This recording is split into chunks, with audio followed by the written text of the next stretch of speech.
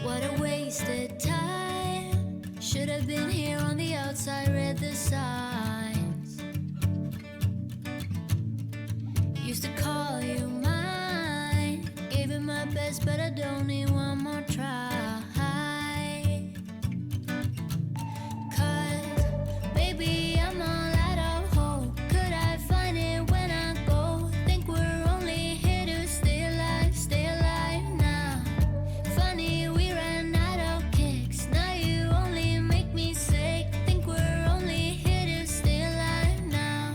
Cause I know what a waste, what a crime, what a fucked up time, and I should go. So I take what I can and I toss it in the car. Drive away down the highway. I can't. Ayan, hello guys. Good afternoon. Good afternoon sa ating lahat. It's already magsi-6 na ngayon and naka-break lang ako. Hindi ko mas yung camera. Pwede na yun. Sana hindi siya Shalak! Pinilit lang natin mag-vlog ngayon. Ayan, naka-break ako ngayon.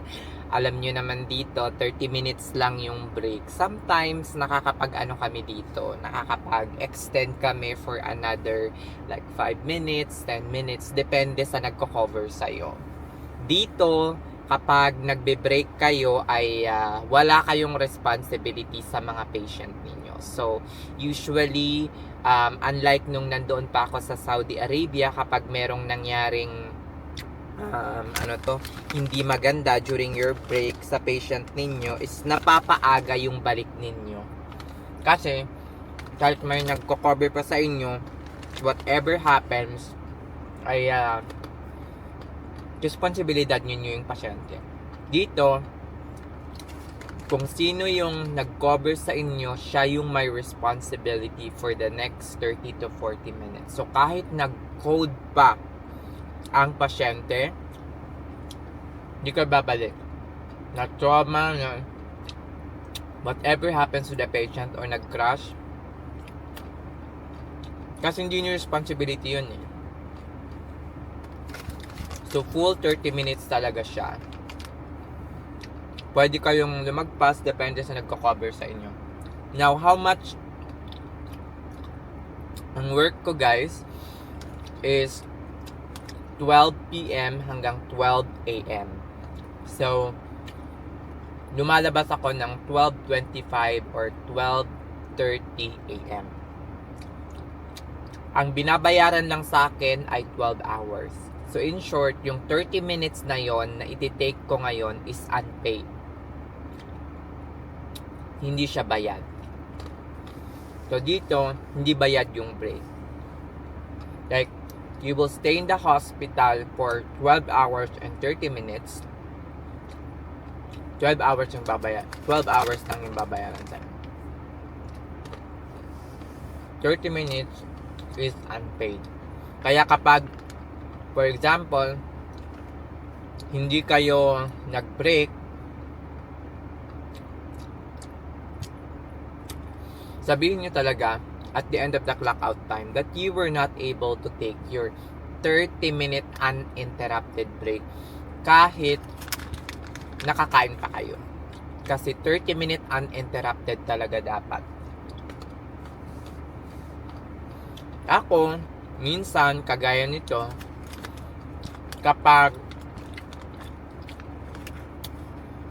parang marami namang time or medyo may ample time para maglakad from the main emergency department papuntang parking lot, pumupunta ako dito.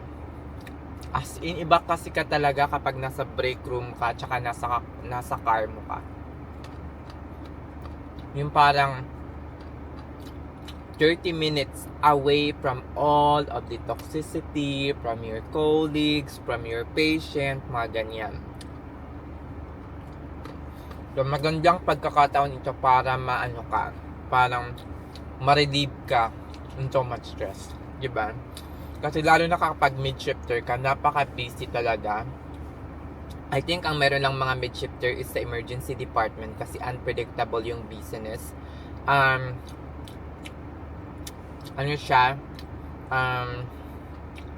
Nakakapagod. Kasi dumarating kami ng 12 or 11 o'clock o kaya 1 o'clock. busy na. And then, umaalis din kami ng busy na. Kaya medyo okay lang naman. Kasi nasanay na rin. Nung una, nung nag-mid shift ako, bigla ako napabalik ng morning shift. Bakit? As in, na-overwhelmed talaga ako. Grabe, sabi ko, paano kaya ginagawa ng mga mid-shifter na to yung trabaho nila, no? Kasi grabe, as in, napakabigat. Napakabigat maging isang mid-shifter. Kasi busy siya all the time. From 12 hanggang matapos yung shift mo. Busy. Pero maganda rin siyang training ground kapag nagsisimula ka pa lang. Kasi parang napapahirapan mo talaga yung sarili mo. Madami kang matututunan. Madami kang much better. Pero on the other side, meron din namang disadvantage. Yun yung busy, palaging pagod. Pagod na pagod. Pero dati nakakapag pa ako eh. Nakakapag pick up pa talaga ako. Pero ngayon, medyo hindi na. Kasi napakalala na dito. Malala in a sense na parang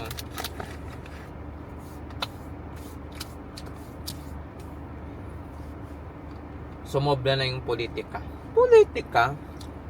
Ayun guys, dito sa Amerika, hindi talaga paid yung break. Pero, kapag hindi ka nakapag-break, babayaran naman nila yon.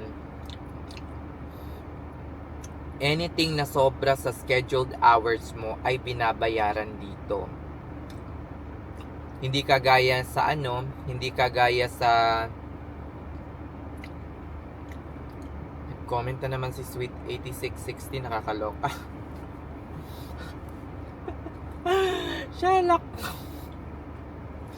Ayan. Nood pa ng mga video. Yan ang gusto ko. Naka-count as viewers. Charis. Shalak. So, ayun. Ito na ata yung pinaka-second to the last. Tomorrow will be the last break na. Yan. Ito pala yung ko. Double cheeseburger from the cafeteria. And tenders.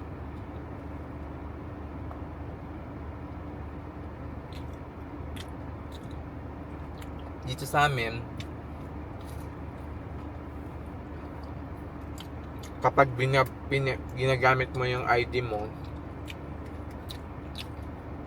pambili ng mga pagkain mo, kasi automatic dinideduct naman yun sa payroll. Meron kang 15% discount.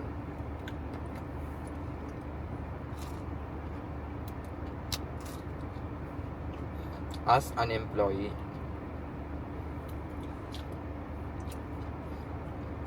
Dati gumagamit ako ng card, pero nung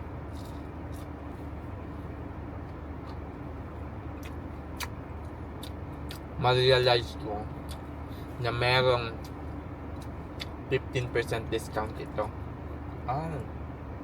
Okay. Tapos hindi mo pa kailangan maglabas ng pera kasi nga nakadeduct na siya automatic sa succeeding payment mo or payroll.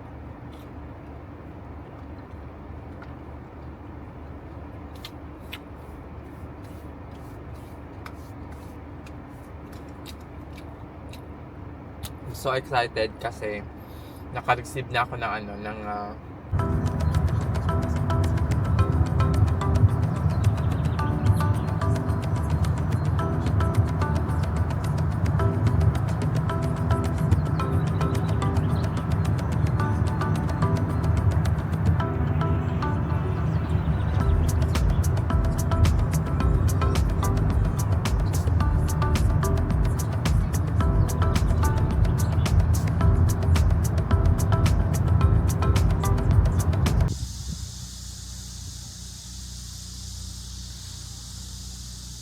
Hello guys, good morning. Good morning sa ating lahat. Assalamualaikum warahmatullahi ta'ala wabarakatuhu. Hello po, good morning. Welcome back sa aking channel at nandito na naman kayo. Sana nandito na naman si Sweet 8680 ba yun? Shalak. O, pag mapa-comment yun dito, nandito na naman yun. Nanonood na naman. Shalak.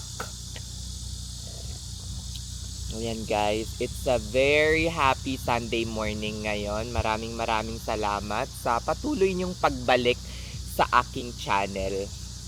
At binabalik-balikan nyo talaga ako. Mga loyal kong subscriber. Ayan. Meron akong nabasa, wag na natin banggitin. Meron akong nabasa doon sa, wag na natin banggitin pero binanggit pa rin. Meron tayong silent viewer from Abu Dhabi. Hello, kumusta? Alam nyo, pinag-iisipan ko very soon na bumisita ng Dubai kasi nung nasa Saudi pa ako, yan yung pinakaano ko talaga na hindi ko nabisita. So, hopefully, nasan ba yun? Silent viewer here from Abu Dhabi, Nurse Khan. I'm always watching your vlog as in everyday hoping you will post.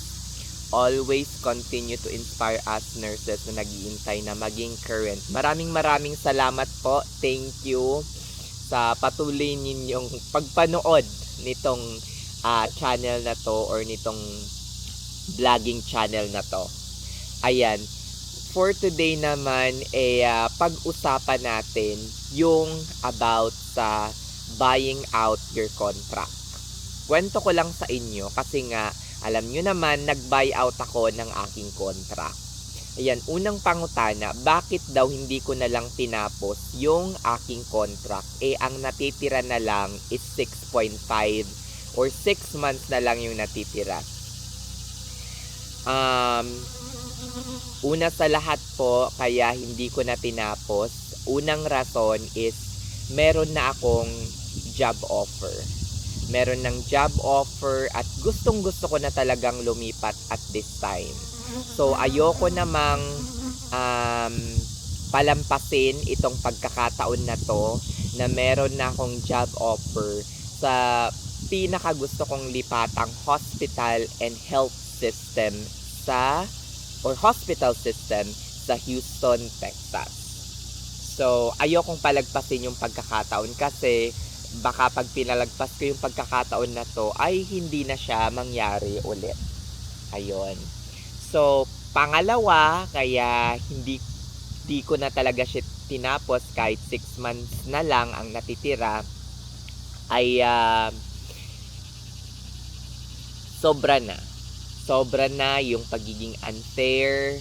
Sobra na pagiging unfair not just in terms of patient allocation, or patient assignment, pero in terms on how they allocate patient into your bed assignment, sobrang napaka as in kitang-kita mo yung diskriminasyon. Doon pa lang mararamdaman mo na. Alam nyo guys, discrimination, racial discrimination, racism, hindi lang naman yan about yung parang sinisigawan ka in public, yung mga nakikita nyo sa video. No, it's not just about that.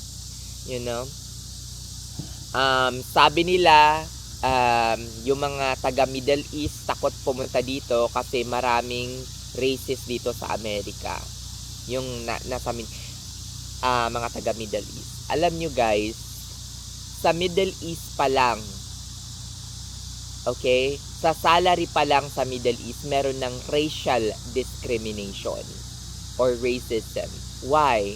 Because the fact na pinapasahod tayo according to our passport, that alone is racial discrimination. Bakit mataas ang USA? Bakit mataas US passport? Bakit mataas yung Canadian passport? Bakit mababa yung Philippine passport, yung Indian passport, mga ganon? Bakit mataas sila magpasahod sa mga may hawak ng first world country passport compared to third world country? Hindi ba yan racial discrimination or racism? Definitely, yes. So, hindi lang po ganun. Kaya mga taga Middle East, huwag kayong matakot. kasi sinanay na tayo ng Middle East sa racism ng mahigit isang dekada or mahigit 6 years. Diba? Doon pa lang sa salary, meron ng diskriminasyon. Diba? Nakakaloka naman kayo. Yung iba takot na pumunta dito dahil merong racial discrimination dito sa Amerika. Hindi nyo alam silently or ano tong tawag na hindi silently.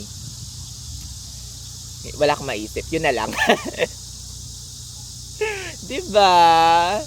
Doon pa lang sa salary, meron ng racial discrimination. Kaya wag kayong matakot kasi pagdating nyo dito, sanay na yung puso ninyo about sa discrimination. Pero dito, kayang-kaya nyong ipagtanggol yung sarili ninyo. At saka bakit ko pipilitin yung sarili ko na manatili sa isang ospital na ang daming red flag. 'Di ba? So, wag na. Hindi ko nasabi ko tatapusin. Ayan. Balik tayo sa main topic, which is buying out my contract. So, yun yung reason kung bakit kahit 6 months na lang ay hindi ko na siya tatapusin. Ayan. Nung una, nakakatakot mag-buyout dito kasi dito sa employer ko na to kasi ang talaga 36 months yung contract ko, 30 months yung natapos ko. O diba, malayo-layo din yung itinakbo ng career ko dito sa Dayton, Ohio, or mismong dito sa employer ko na to. Magkano ba? Sa una, ang sabi sa amin, $36,000 and prorated siya. So which means, kapag nag-serve ako ng 12 months or 1 year, ang babayaran ko na lang is $24,000. Kapag 2 years, ang babayaran ko na lang 12. Pero nagbago yan after, siguro mga bago lang, before ako mag 2 years. Ang sabi sa amin, hindi na yan yung babayaran kasi napatalsik yung isang director ng talent acquisition. Parang yun may corrupt or kung ano man, hindi maganda yung contract. Parang na-challenge ata. I think someone challenged the contract that it is so expensive for a buyout pay, and that is parang hindi ka tanggap-tanggap. Kasi usually, ang buyout fee is dapat babayaran mo lang prorated kung ano yung ginastos ng ospital sa'yo. And based from their calculation, ang ginastos ng ospital sa amin is hindi aabot doon sa $36,000 na nabanggit. Kaya, lang ata yung ginastos, mga $10,000 lang.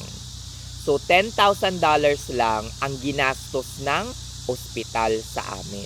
Sa $10,000 na yon, prorated pa yun, guys. So, which means, kapag nakadalawang taon ka, you will pay $3,000. Mga ganon. Kapag nakaisang taon ka, you will pay $6,000. So, parang percentage ba, kumbaga, prorated. Ang alam ko na almost $300 ata or $290 per month of service na madideduct sa 10,000. So, eto na. Magkano yung babayaran ko? Magkano yung babayaran ko sa ospital na to? Ang babayaran ko sa ospital na to, nagpa-compute na ako 1 month in advance. I will be paying $2,000. Pero guys, sa $2,000 na yon, you can repay that for 12 months ata or parang merong payment plan. Pero if I will pay it within the month after leaving the hospital or the health system, I will get a 25% discount, mga ganon. So, ang mag-end up na ng nababayaran ko is nasa 1.5 to 1.6, in which very, very doable for me. Of course, maraming magsasabi na sayang yung $1,600. Sayang talaga. Pero, nung kinompute ko, with all the benefits that that I can get with the new job, yung difference pagdating sa sahod, is bawing-bawi siya for the next 6 months kung ngayon na ako aalis. Kasi, for example, kinumpute ko, ay, kung i-work kong ganito. At saka, napaghandaan ko na siya. Before February or before March, naglabas yung ospital na akala ko nga hindi na kami marirefund. Ang dami naming, medyo malaki-laki yung na-refund sa akin. Sabi, pwedeng i-refund yung visa screen, pwedeng i-refund lahat. Ay, pak! Todo submit talaga ako, guys. Sinadmit ko talaga siya lahat. Medical, lahat as in. All the receipt that you can imagine na pwedeng i-refund, immigration journey papunta dito, sinadmit ko. Kara-karaka. Maski yung sabi ng mga ibang friend ko, uy, hindi na ata kasali yun, sinali ko pa rin. Kung gusto nyong i-reject yung resibo na yun, i-reject nyo. Bahala kayo sa buhay nyo. Na ano naman. And ang na-refund ko, more than pa doon sa sa babayaran ko ngayon. So yung ipambabayad ko na buyout fee ngayon is galing mismo doon sa na-refund ko. O diba? Shalak. Nakakaloka. So, hindi ko na siya poproblemahin. Plus, nakapaghanda talaga ako. Ang balak ko sana is mag-OT ng mag-OT before ako umalis. Pero sabi ko, wag na. Kasi grabe na yung stress na naramdaman ko sa inyo. Dodoblehin nyo pa ba? As in, guys, sobra.